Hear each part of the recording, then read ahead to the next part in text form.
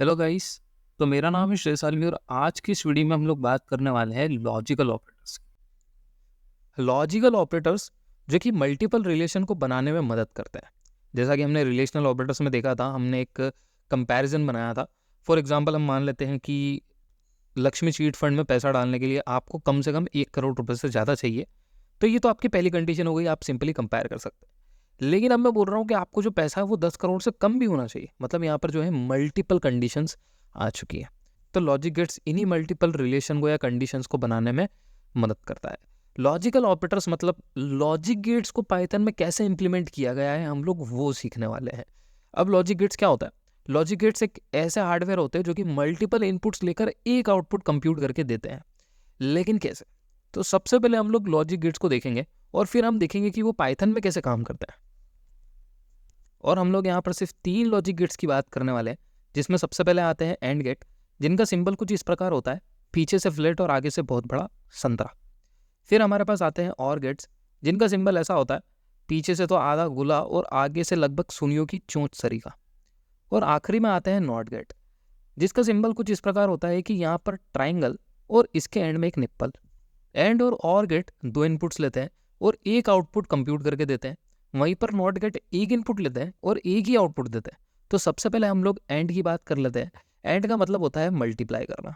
अब मान लो आपने 2 इनपुट्स लिए हैं, 4 अलग अलग वेरिएशंस के। ए और बी हमारे इनपुट्स होने वाले हैं और आर जो है वो हमारा रिजल्ट होने वाला है। और हम लोग ए इंटू बी को कंप्यूट करने वाले हैं। सबसे पहले हम इनपुट ले लेते हैं 0 0 0 1 1 0 और 1 1। जैसे ही मैं ए इंटू बी कंप्यूट करूंगा तो 0 इंटू 0 हमें 0 रिजल्ट देगा, 0 इंटू 1 हमें 0 रिजल्ट देगा, 1 इंटू 0 भी हमें 0 रिजल्ट देगा और 1 इंटू 1 भी हमें 1 रिजल्ट देगा। अब यहाँ पर 0 और 1 इनपुट क्यों लिए? क्योंकि यहाँ बाइनरी वैल्यूज़ की बात कर रहे हैं हम लोग, जो कि 0 और 1 ही होते हैं। और जैसा कि आप लोगों को मालूम है, 0 का मतलब फॉल्स होता है और 1 का मतलब ट्रू होता है। तो अगर मैं इसी टेबल को ट्रू और फॉल्स में कन्वर्ट करूँ तो ये मुझे कुछ इस प्रकार से रिजल्ट दे रहे होंगे, जो कि हम पाइथन में इस्तेमाल करने वाले हैं। मतलब यही रिजल्ट पाइथन भी हमें देने वाला है। इसके बाद हम लोग बात कर लेते हैं और गेट की, जो कि एडिशन की तरह काम करता है। अब मान लो आपने 2 इनपुट्स दिए 4 अलग अलग पॉसिबल वेरिएशंस के, जो कि बाइनरी वैल्यूज से हमें मिलने वाले हैं। ए बी और आर हमें रिजल्ट दे रहा होगा और यहाँ पर हम ए प्लस बी को कॉम्प्यूट करने वाले हैं। और यहाँ पर हम ए और बी के इनपुट्स ले लेते हैं 0 0 0 1 1 0 और 1 1। जब हम 0 प्लस 0 करेंगे तो हमें रिजल्ट 0 मिलेगा। जब हम 0 प्लस 1 करेंगे तब हमें रिजल्ट 1 मिलेगा। जब हम 1 प्लस 0 कर रहे होंगे तब भी हमें रिजल्ट 1 मिलेगा। और जब हम 1 प्लस 1 करेंगे तो कितना हो जाएगा? 2। नहीं, 2 नहीं, 1 होगा, क्योंकि हम लोग यहाँ पर बाइनरी वैल्यूज़ पे काम कर रहे हैं। यानी 0 को छोड़ के सभी वैल्यूज़ क्या कहलाएगी? 1 कहलाएगी। और जैसे ही मैं इसे ट्रू और फॉल्स के फॉर्मेट में लिखता हूँ, ये मुझे पाइथन वाले रिजल्ट देता है। मतलब पाइथन भी हमें इस प्रकार से रिजल्ट देगा। इसके बाद अंतिम लॉजिक गेट्स नॉट की बात कर लेते हैं, जो कि सिर्फ एक ही इनपुट लेता है और एक ही आउटपुट देता है, उसे इन्वर्ट करके। मतलब इनपुट वैल्यूज को उल्टा करके आउटपुट में दे देगा। फॉर एग्जांपल अगर मैं मान लेता हूँ इनपुट मेरा 1 है तो रिजल्ट में 0 मिलेगा, और अगर इनपुट में 0 है तो रिजल्ट में मुझे 1 मिलेगा। अब यार यहाँ तक तो सब आसान है। दिक्कत तब आती है जब हम इन गेट्स को कंबाइन करना शुरू करते हैं। लाइक इनको कंबाइन करके कॉम्प्लेक्स वैल्यू को या कॉम्प्लेक्स रिजल्ट को कंप्यूट करते हैं। लेकिन हम लोग इन्हें लॉजिक गेट्स में नहीं देखने वाले, हम लोग इसे पाइथन में कंप्यूट करके देख रहे होंगे। तो अब हम लोग देख लेते हैं यहाँ पर कि पाइथन के अंदर लॉजिक ऑपरेशंस को या लॉजिक गेट्स को किस तरह से इंप्लीमेंट किया गया है। उसके लिए हम लोग यहाँ पर हमारा जो है टर्मिनल का इस्तेमाल करने वाले हैं। पाइथन का आज हम जुपिटर नोटबुक का इस्तेमाल नहीं करने वाले हैं। और मैंने यहाँ पर पाइथन एंटर करा और मुझे यहाँ पर पाइथन टर्मिनल मिल गया। अब ये पाइथन के अंदर जो लॉजिक गेट्स लिखने का जो सिंटैक्स होता है वो ये होता है कि अगर आपको और ऑपरेटर यूज़ करना, आप सिंपली स्मॉल लेटर में और लिखें, आप सिंपली स्मॉल लेटर में एंड लिखें, और आप सिंपली स्मॉल लेटर में नॉट लिखें। और ये जो चीज़ है पाइथन के अंदर काम करेगी एज अ लॉजिकल ऑपरेटर। लेकिन ये आपका लॉजिकल ऑपरेटर नहीं है, ये आपका लॉजिकल ऑपरेटर नहीं है, ये आपका लॉजिकल ऑपरेटर नहीं है, ये भी नहीं है, और ये भी नहीं है, और ये भी नहीं है, और ये भी नहीं है। पाइथन के अंदर सिर्फ ये जो 3 चीज़ें मैंने बताई है, सिर्फ ये ही as a logical operator consider किया जाएगा। तो सबसे पहले हम लोग ना एक एग्जांपल देख लेते हैं। हमारे कॉलेज में ये होता था कि अगर आपको एग्जाम में बैठना है तो आपको 75% से ज़्यादा अटेंडेंस लानी होगी, या फिर आपके सारे जो असाइनमेंट कंप्लीट होने चाहिए। तो यहाँ पर जो वर्ड यूज़ हो रहा है वो हो रहा है या। या तो आपके पास अटेंडेंस होनी चाहिए या आपके पास असाइनमेंट होना चाहिए। तो वही लोग क्या करते हैं, मैंने आपसे जैसे ही पूछा कि क्या आपके पास 75% अटेंडेंस है, आपने कहा कि जी हाँ मेरे पास है। लेकिन फिर मैंने आपसे पूछा कि आपके पास असाइनमेंट है, आपने कहा कि नहीं मेरे पास असाइनमेंट तो नहीं।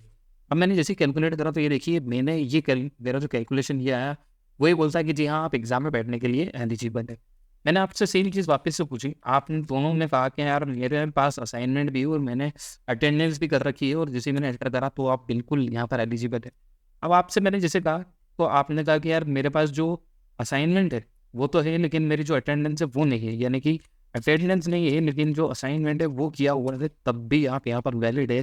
तो ये देखिए आप जो रिजल्ट देख पा रहे हैं ये किस तरीके से कंक्लूड हो रहा है, जिसे हमने जो ट्रुथ टेबल लिखी थी बुलियन गेट्स के अंदर, ये बिल्कुल सेम उसी तरह से काम कर रहा है।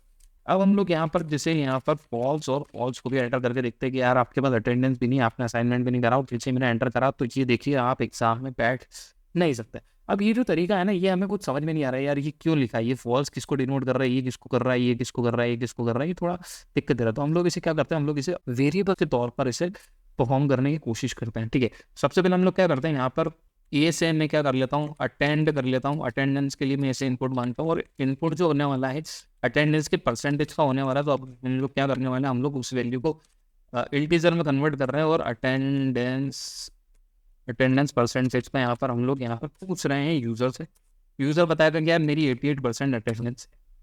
अटेंडेंस के बाद हम लोग यहाँ पर क्या बात करने वाले हैं, हम यहाँ पर असाइनमेंट पूछने वाले कि क्या आपने असाइनमेंट करा है। तो हम ऐसा मान लेते हैं कि हमारे पास 5 असाइनमेंट हमको दिए गए थे और 5 में से 5 ही करना ज़रूरी है। तो हम लोग यहाँ पर पूछेंगे कि भाई तुमने पाँचों के पाँचों करे हैं, मतलब कितने असाइनमेंट आपने करे, असाइनमेंट डन।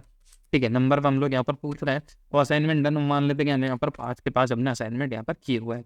अब हम लोग इसे लॉजिकल ऑपरेटर को यहाँ पर किस तरीके से अप्लाई करें, हमें क्या करना है, हमें सबसे पहले तो यहाँ पर जो है अटेंड चेक करना है कि क्या जो अटेंडेंस है वो 75% से ज़्यादा है, या फिर के लिए हमने यहाँ पर बीच में और लगा दिया सिमिलरली। और हम यहाँ पर पूछ रहे हैं कि क्या आपने जो असाइनमेंट है वो पाँचों के पाँचों करे है क्या, असाइन इक्वल टू 5 इस तरीके से, और मैंने एंटर करा। तो ये देखिए आप एग्जाम में बैठने के लिए एलिजिबल है क्योंकि आपने जो है असाइनमेंट भी 5 करे और आपकी जो अटेंडेंस है वो भी 88 है। अब हम लोग क्या करते हैं, हम लोग इसे थोड़ा सा अटेंडेंस जो है वो 20 कर देते हैं कि हमारे पास 20% अटेंडेंस है, और हम लोग यहाँ पर असाइनमेंट जो है वो असाइनमेंट को हम 4 कर लेते हैं कि भाई 4 कंप्लीट है मेरे।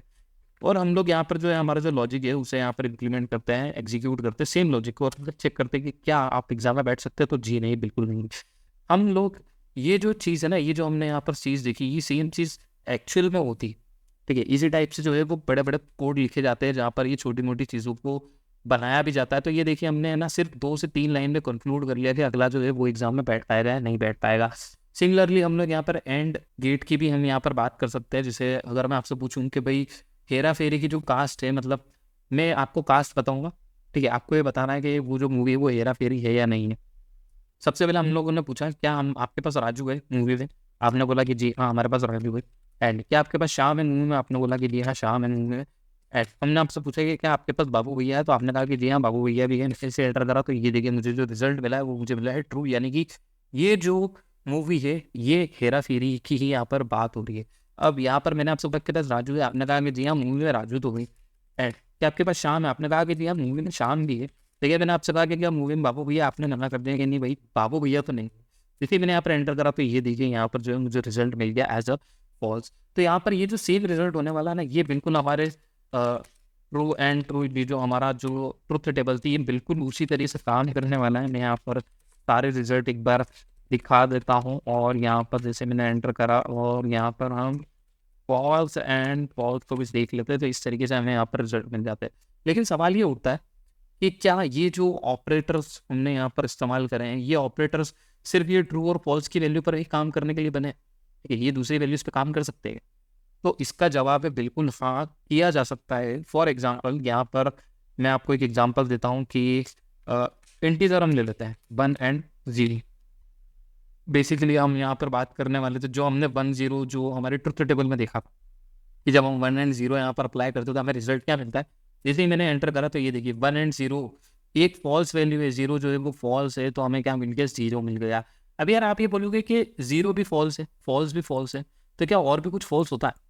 तो पाइथन के अंदर मैं यहाँ पर आपको बता देता हूँ कि पाइथन के अंदर बहुत सारी ऐसी वैल्यूज होती है जो कि एज अ फॉल्स ट्रीट करी जाती है। ये जितनी भी वैल्यूज़ आप देख रहे हैं, ये सारी वैल्यूज़ फॉल्स ट्रीट की जाएगी पाइथन के अंदर। चाहे वो नल हो, चाहे वो ज़ीरो हो, चाहे वो फ्लोटिंग वैल्यू हो ज़ीरो की, चाहे वो एम्प्टी स्ट्रिंग हो, चाहे वो आपकी एम्प्टी लिस्ट हो, डिक्शनरी हो, टपल हो या फॉल्स खुद भी क्यों ना हो, जितनी भी वैल्यू है ये सारी एज अ फॉल्स ट्रीट की जाएगी। फॉर एग्जाम्पल यहाँ पर मैं आपको बता देता हूँ, जैसे मैंने यहाँ पर नन को ट्री करके कन्वर्ट करा, तो ये देखिए आप यहाँ पर देख सकते हैं कि जो वैल्यू मिली वो मुझे मिली फॉल्स। अब जैसे मैंने इसे एंटर करा तो ये भी मुझे मिला है क्या फॉल्स। और जैसे हम लोग यहाँ पर क्या 1 डालेंगे और जैसे एंटर करेंगे तो ये देखिए मुझे यहाँ पर जो रिजल्ट मिला है वो ट्रू मिला है। लेकिन यहाँ पर जो हमें रिजल्ट मिला है वो 0 क्यों मिला है? यहाँ पर फॉल्स मिलना चाहिए ना।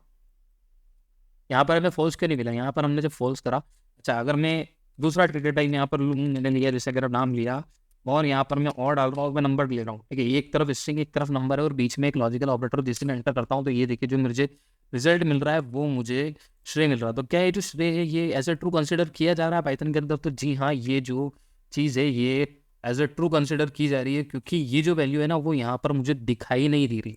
तो यार ये जो चीज़ है ना ये कैसे हुई? ये क्यों हो रहा है? ये जो हमारे पास स्ट्रिंग का जो आउटपुट आया है ये एज ए ट्रू क्यों आया है?